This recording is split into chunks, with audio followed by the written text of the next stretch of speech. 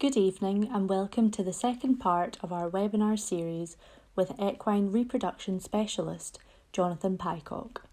This evening's webinar will be on the use of ultrasonography to detect pregnancy in the mare. As this is a pre-recorded webinar, any questions you have for John can be submitted to hello@imv-imaging.com. I would now like to hand over to John to begin his presentation. Hello, welcome to the second in the series of these webinars. Today we're going to talk about the use of ultrasonography to detect pregnancy in the mare. I don't know, those of you who've been to my talks before will know I love my mountain slides. This is actually the Matterhorn in Switzerland. And it's always, I think, it makes me feel serene if I'm having a little bit of a stressful day. I find this a sort of useful thing to look at. And the analogy would be when you go out to detect pregnancy in the mare, it is something that's relatively straightforward, but as veterinary surgeons, we do potentially make mistakes when we do it. Well, we do actually make mistakes when we do it. I know that from the job I do now looking after negligence claims where, in inverted commas, missed twins or failure to detect a singleton pregnancy are relatively frequent cases and claims that we end up having to deal with. So whilst it may seem a relatively straightforward topic, it is one that I think will benefit from a presentation and a little bit of thought about how we can conduct it and how we should conduct it to minimize the risk of us making a mistake. So I hope you'll find it useful.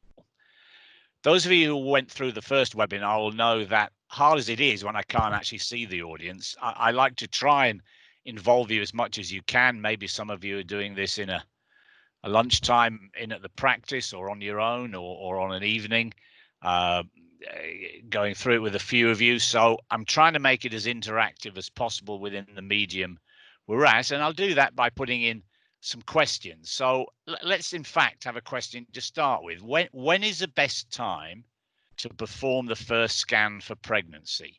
Now, there may not be a right or a wrong answer. So I'd like everyone to try and have a go or being honest in what they think and choose from one of the four selections on the screen there. 12 to 13 days from ovulation, 14 to 15 days, 17 to 18, or 15 to 16 days from covering or insemination. And I know I was generally very fortunate in most of my career working with scanning mares in that I had monitored the mare throughout the follicular phase. So I could know when ovulation was and log that as day 0 or pretty much know when it was. But I know some of you don't do that. You're called out to scan mares for the first time and you're perhaps just given the last covering date. That is potentially more tricky for you because of course we tend to think there's a temporal link between last covering date and a confirmed ovulation, but it isn't necessarily so. So I'll touch on that or expand on that more when we have a separate webinar on twin management, but that's a potentially tricky little situation for you there to think about when you're asked to go out to scan a mare and all you've got is the last covering date or indeed the last insemination date. So there is that difference. So these are the four choices we've got. Have a think what you would go for. The last time I posed this question at a presentation, half the people, half the colleagues in the audience went for option 2, 14 to 15 days from a detected ovulation. And I would be in that 50% category. 23% went for 17 to 18 days. Sometimes people do that because they think, well, it might be a little bit bigger than the conceptus, easier to see. I think when we look at some of the images, we can tell it's pretty easy to detect a pregnancy, the size that it is, 14 to 15 days from ovulation. And it actually may be preferable, not only from a twin management point of view, but actually it has a more perfectly spherical shape at 14 to 15 days. So I would be in the camp of doing them at 14 to 15 days from ovulation. 1 in 10 folks went for doing them 12 to 13 days from ovulation.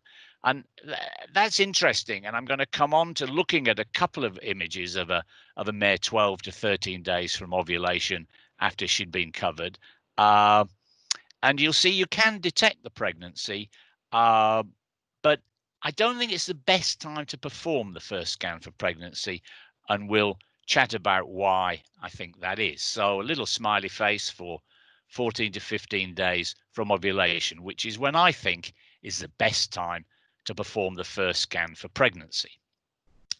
Now, if we do go to day 12, which we put as an option there, you can see I've deliberately picked quite an old ultrasound scan image, probably from, I don't know exactly, possibly 18 to 20 years ago, to make the point in this image that we can detect pregnancy as early as day 12 relatively easily. You can see there, there's a 8 to 10 millimeter spherical structure with specular reflections, top and bottom. I don't know if my point, yeah, you can see that there and there. And also a degree of edema pattern. We'll come on to that shortly, but a little bit of this alternating, intertwining hyper and hypoechoic areas. So there's no doubt we can reliably detect the pregnancy at day 12. We don't normally scan at day 12, and I don't think it's the optimum time to scan. Probably because of asynchronous ovulations is one good reason, because if we have an ovulation, say 48 hours later than this, than the ovulation which has resulted in this pregnancy, then it's going to be day 10 and simply too small to see. We wouldn't, in inverted commas, miss that pregnancy. We simply are not able to visualize it at day 10. It's just too small. So for those reasons, although we can detect the equine pregnancy at day 12, it wouldn't be the best time to scan a mare. Just to bring you up to date with a more recent ultrasound scan, they look pretty clear. A day, I don't know, that's day 11 or day 12, whatever's pretty easy to detect, but we don't generally detect it then. Of course, bit of sunlight on the screen, you could miss it, but it's primarily in case we've got an ovulation 24, 48, even 72 hours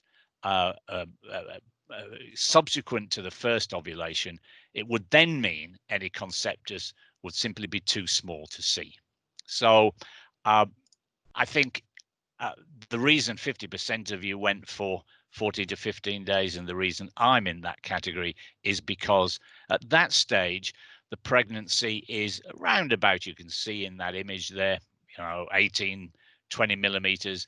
And even if there was an ovulation 2 or 3 days prior to that, we'd be in with a pretty good chance of seeing that as well. It would be considerably smaller, obviously, because it would look like a day 11 or a day 12 conceptus, but we would have a chance of seeing it. So when all those things are factored in, I think we can pretty much agree that the first scan for pregnancy is best performed 14 to 15 days after ovulation. It's very, very important to remember that the pregnancy is highly mobile at this stage. It can absolutely be found in either horn, left or right, or the uterine body. And because of that, it's very, very important when you're doing this first scan for pregnancy, you examine the entire uterus thoroughly. Now, I want to take you back a little bit to your embryology lectures, which will be, it's a lifetime ago for me. It'll be a more or less time for you, but highly likely to be less for the vast majority of you. And I'm not doing this out of some academic interest. As a clinician, as a day-to-day veterinarian working in equine practice, it's not really, you can just detect the pregnancy, but it's much better if you can age the early pregnancy. And in order to be able to age it, you need to be familiar really with these four, I don't know what you call them, things, these four features or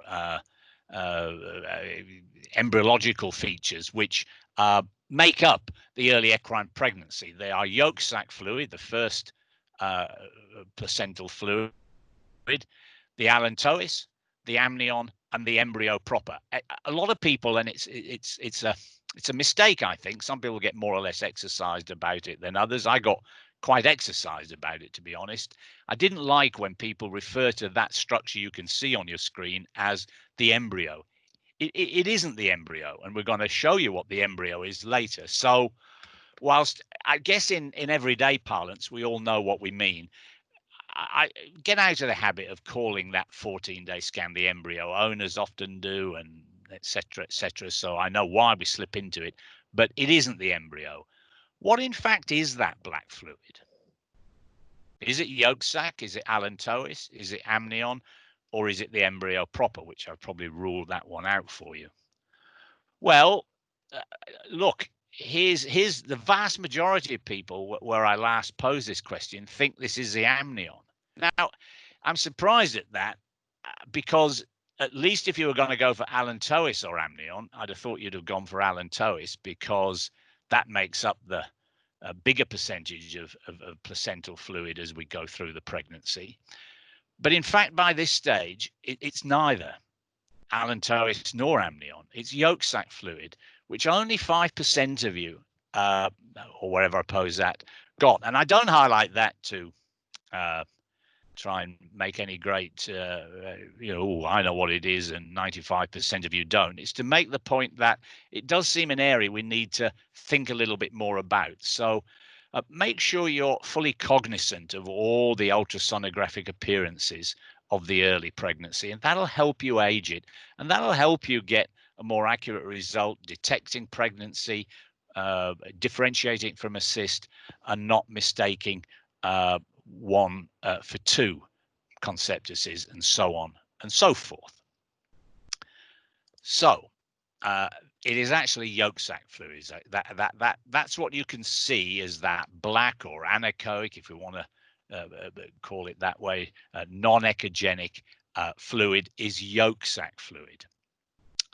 Now let's have a look at a video clip. Now remember, when all the video clips I'm going to show you are just ones I've taken just during practice. I haven't sat down and edited them or made them for a purpose of lecturing. So because I'm relatively experienced, you'll find I go quite quick on the video clip. Having said that, I still am actually thorough as well. You'll see I do both the left and right uterine horn twice, and I do the body of the uterus very carefully as I withdraw the transducer, and I go very carefully over the left and right ovary, and I have a set routine. So I'll try and show you as the video clip goes, but just remember, it's not a video we've sat down and taken 20 minutes to produce. It's just a video from the hurly-burly of, actually in Australia, I took this when they're wanting you to go quite quickly through the mares, if at all possible. So I hope that's explained that. If we take a look at the video clip, you can see I'll begin recording just as I'm inserting the transducer. So I'm going to go, usually I go into the, there's the conceptus look, 14, 15 days. I'm going up on the left ovary now. So if I can pause this, I missed that. There, if you go back, I'm not sure if I can go back. It's always a bit risky. Let's see if we can go that back. Oh, yes. I don't know if that's working okay for you. I want to pause it when I'm on that, the left ovary. There's the conceptus, 18-20 millimeters. And there, it's never quite so good when you freeze it because it's not the same as a moving image, but you can just about see there's a corpus luteum, and there's a 30 millimeter follicle. I'll come on to that in the next video clip, which also shows you with a reasonably sized follicle at the first pregnancy detection, and we'll mention the significance or otherwise of that. That's the more important structure really to visualize, a very obvious corpus luteum. And you remember in the first webinar, I said how important it was to actually count the number of CLs. So in that left ovary there, I think we can only see one corpus luteum.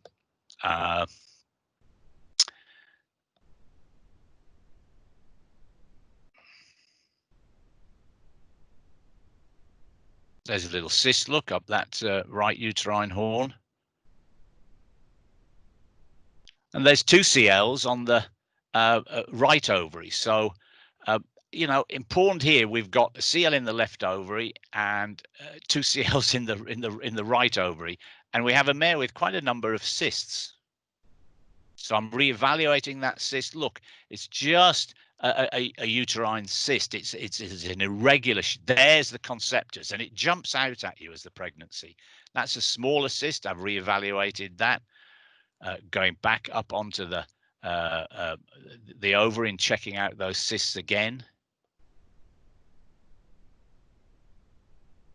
Reevaluating that as a cyst. There's the pregnancy. So although this mare has had a multiple ovulations, she's had 3 ovulations actually, we've only got that singleton pregnancy that I can see. And if we go back onto that, you can see it just is it's not really so much in the frozen image, but a perfectly spherical structure with these specular echoes. At one stage, we used to think they were even in the embryo at one point, which of course they weren't. They're a physics phenomenon caused by the reflections of a perfectly spherical structure. They're not unique to the early pregnancy. If you have a perfectly spherical cyst, which most cysts aren't, that's the point. But if you add a perfectly spherical cyst, you would also see these hyperechogenic reflections at the top and bottom. So they're not a definitive of a pregnancy. A perfectly spherical cyst would show those also. The reason we tend to think they're associated with a pregnancy is that most cysts are not perfectly spherical. So there you are. That's scanning a mare at 14 to 15 days. The pitfalls: looking for number of CLs, evaluating cysts carefully, and going backwards and forwards over that conceptus 2 or 3 times to make sure there's only one. Fixation's an important thing to talk about because it really is the reason we scan mares. We prefer to scan mares 14 to 15 days from a detected ovulation. So what is fixation? Well, we can define it as the cessation, the stopping of movement of that early conceptus. As we said, up until 14, 15, 16 days, it's not fixed in stone, but around about that period, it will move around up and down the left uterine horn, the right uterine horn, and throughout the uterine body. You probably will know, we think that's, well, we know that's important to block release of prostaglandins, so is involved in the early pregnancy being able to develop normally within the uterus. So conceptus motility is important and perfectly normal, in fact, essential feature of the early equine pregnancy. And it's why when we scan prior to fixation, we need to be very careful to scan throughout the entire uterus. Once fixation has occurred, which we define as the cessation of conceptus mobility, and it occurs around about day 16. I put day 16 here, but you know, as you might expect, it's variable, 15, 16, 17. Fixation occurs, and the site of fixation is usually at the base of the left horn or the base of the right horn. So it's usually, not always, usually at the base of left or right horn. If we get fixation somewhere else, we could talk in another webinar about whether or not that's normal. A body pregnancy is not normal. So I think for the purposes of here today, when we're just talking about pregnancy in general terms, it should fix at the base of the left horn or the base of the right horn, and around about day 16. And the point is that most twin conceptuses generally fix side by side, so either both at the base of the left, around about 2/3, or base of the right, but both together being the point. 2/3 of them fixed together, about 1/3 will be at base of left and at base of right, but most fixed together. So if you're trying to deal with a twin pregnancy, which you'll see when we talk about that, it becomes difficult to do that post fixation because it becomes much harder to move those conceptuses apart. So that's another reason we tend to do the first scan 14 to 15 days from a detected ovulation. Post fixation, you know, you'll hear some people say, well, if you're not very experienced, go scan the mare day 16, 17, 18.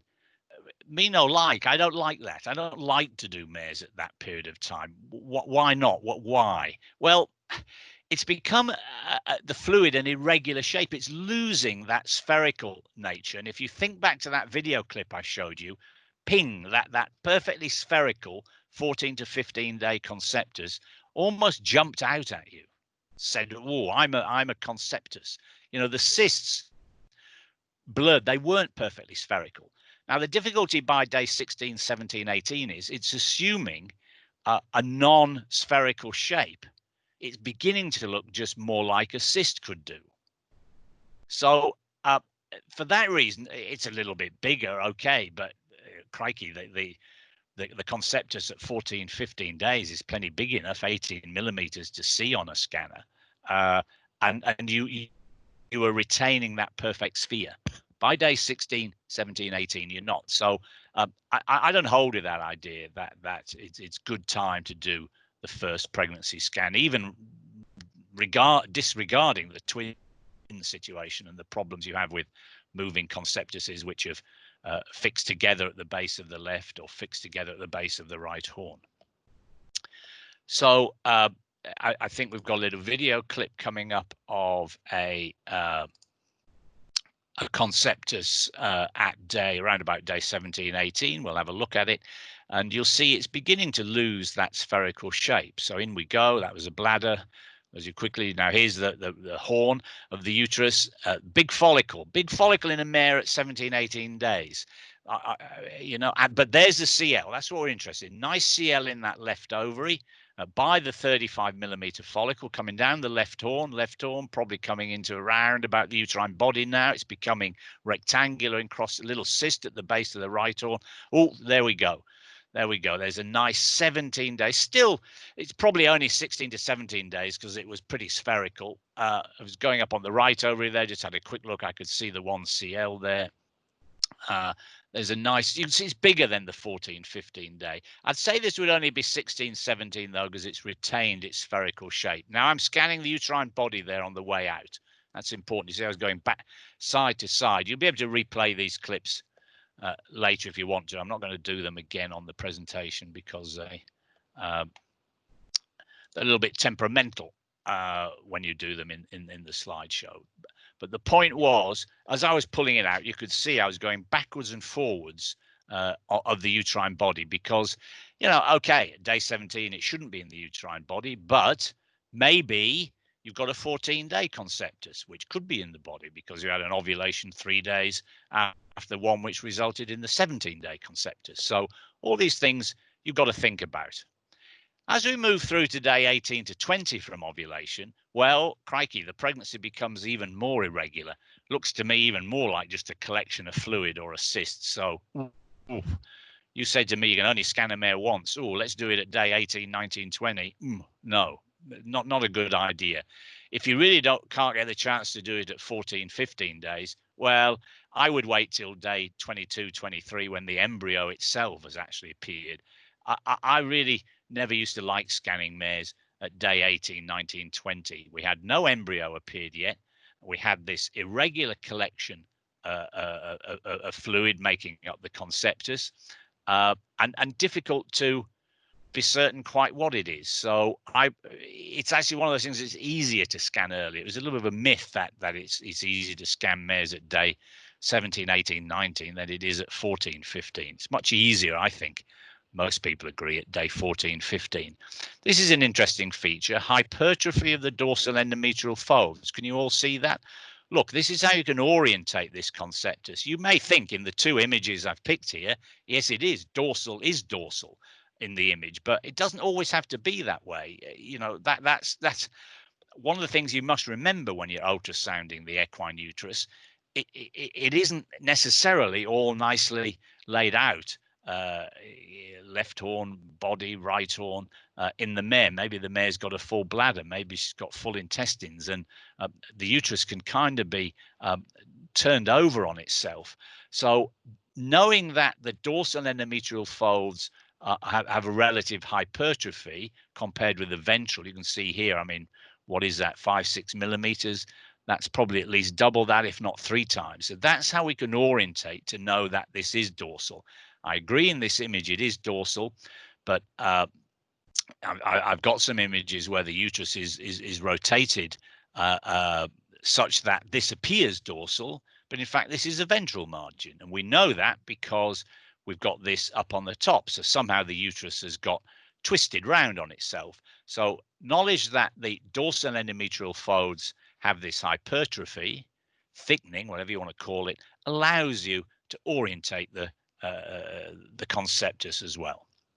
And on that edema pattern, well, I think there always is a degree of edema around the early conceptus. When that edema becomes widespread up left or right horn, then you may be into a situation of embryonic failure. And we've done some nice work, and if we get a chance, we may even do a webinar on embryonic loss, pregnancy failure, showing that localized endometrial edema seems to be a typical feature, but if it becomes dispersed throughout the entire uterus, it's potentially a sign the mare is low in progesterone. And as I say, we'll deal with that in another webinar, another day. So by day 21, look, the embryo proper has appeared. So that is the embryo, that 3-4 millimeter white echoic structure, which appears generally if we imagine the conceptus is a clock face, this would be noon, this would be 6 o'clock, generally in that 5 o'clock position. Not always, and it can be perfectly normal to have it develop in an alternative position, but let's go with what happens typically to not confuse the picture today. And typically it develops in this 4, 5, 6 o'clock position. The embryo itself, the embryo proper, first appears as this anechoic white structure when you first visualize it on modern ultrasound machines with their excellent digital resolution. Normally it's about 3 to 4 millimeters in length, and you can always see in the middle of it a flickering structure, and that's the heartbeat. If we fast forward, that's 22 days, it's got a little bit bigger. So this is still yolk sac. The allantois is developing as this outpouching of a hindgut and lifting the embryo proper off the conceptus. By 28 days, a little bit rotated look. This illustrates the point I was making. This conceptus, dorsal, is this way. So don't think this conceptus, that is the dorsal uterus. It isn't. That's the dorsal uterus. This pregnancy, this uterus, if you will, has got pulled over to there, which is perfectly normal. You've got to appreciate that when you scan mares and learn to accept it's not going to be exactly laid out, perhaps how it should be in a book. By day 28, it's almost but not quite splitting the yolk sac and the allantoic fluid in half. We generally reckon by 30 days, it's roughly approximates half is yolk sac and half is allantois. So at 28 days, it doesn't quite look it in here, but yolk sac is still dominating usually. And you can see this is what's going to go on to form the umbilical cord in the end. That actually hasn't quite got halfway. It will be there, wouldn't it? So we can reckon that is a 28-day conceptus. Now, I do a lot of lecturing for the British Equine Veterinary Association, BVA, many of you may know, and we've formed sort of learning experiences from the talks we do, and this is one of the questions that comes up after the pregnancy talk. So have a look at the ultrasound image below of a normal 28-day pregnancy, drag and drop the pins to the correct areas. Now, it's a very good person in the BVA office who draws these up, so I didn't want to appear as a critique, but I didn't actually like conceptus. I think that should have been embryo, but we probably all know what was getting meant by it. And there would be the answer. Look, that would be yolk sac fluid dorsally. That will be allantoic fluid there, and that will be the conceptus itself. So put another way, this is what I used to show it. You can see, and I've actually called it the embryo there. So 27 days, it's like that. 28 would be up like that. and 30 would be splitting the yolk sac and allantois in half. Note the amniotic fluid, you'll still barely see, just as a little millimeter or so of black fluid around the actual embryo. So just get these fixed in your mind, because they're going to allow you to age with pretty much up to 30 days, almost within a day, really, of just how old that early equine pregnancy is. And that's important to make sure everything's developing normally and as it should do. So I think we've got a video clip of a 28-ish day pregnancy here. I don't know exactly. Let's see. So in we go. That was a bladder. I've got the uterine horn there. Up onto the left ovary, CL, stroma, I think. Not CL. So one nice CL, I think there. I think that's uterine stroma. 2-3 small follicles. We don't worry about follicles at a pregnancy detection. The follicular growth can happen in pregnant mares, obviously. There, yeah, 28 days, I'd say. It's almost up to half and half. So this would be the allantoic fluid. Above would have been the yolk sac fluid. As I say, you can slow these video clips down if you want, if you feel so inclined at a later stage. We won't do it today, so we can try and get finished in our half-hour bite-sized slot. So let's draw everything together. Pregnancy detection. When should we do the routine pregnancy scans? Well, we've established, we're all pretty happy and we'll agree that we do the first one 14 to 15 days from ovulation. Second, I mean, 25 days, 28 days. Actually, what we tend to do at C10, so I actually tended to do them at 25 days. We would put C10 in our notes, and I would get shown that mare 10 days on from the first scan. In normal situations, when we talk about twins, I'll tell you cases where you may want to see a mare at a 3 or 4 day interval after the first pregnancy scan.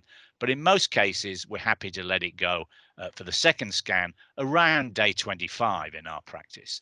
We were checking for a normal development of the pregnancy, and we were confirming there were no twins. We can all make mistakes at any time, but maybe there was an asynchronous ovulation 4 or 5 days apart, and if you're dealing with natural covering, crikey, that second conceptus just wouldn't be around to see.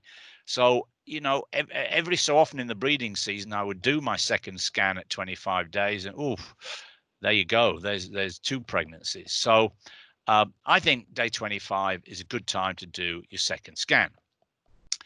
It's great if you can put a third scan in, just as a bit of extra support to be sure we've got the right result, the right diagnosis, detection.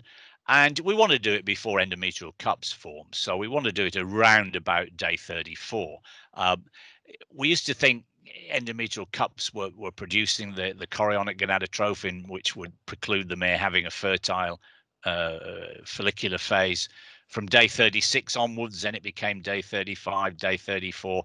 I think we really want to be moving that third pregnancy scan certainly no later than day 34 in my book. There's possibly an argument for doing it a week after the second scan. So day 25 for your second scan, day 32 for your third scan. But as you've rightly probably worked out, the timing is a little bit arbitrary. And if you've got a lot of cysts or the mare's prone to pregnancy loss, you may do more ultrasound examinations to detect pregnancy. As ever in life, economics may be the ultimate deciding factor.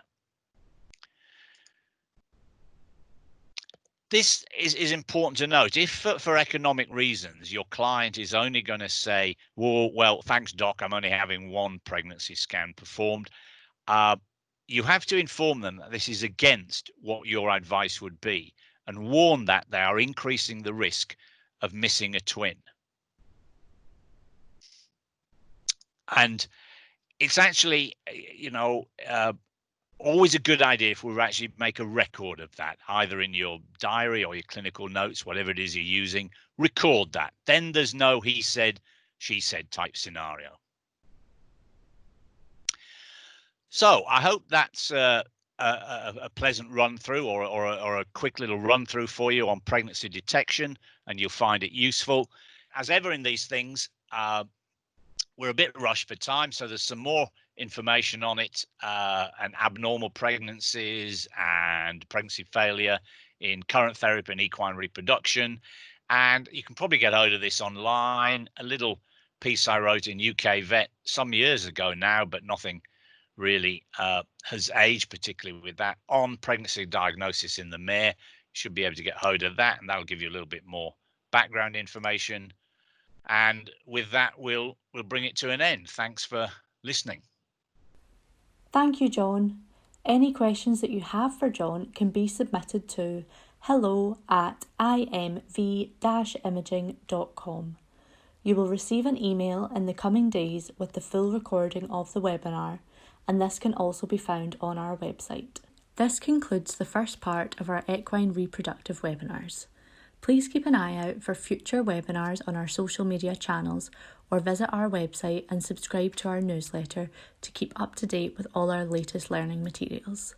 Thank you for joining. Goodbye.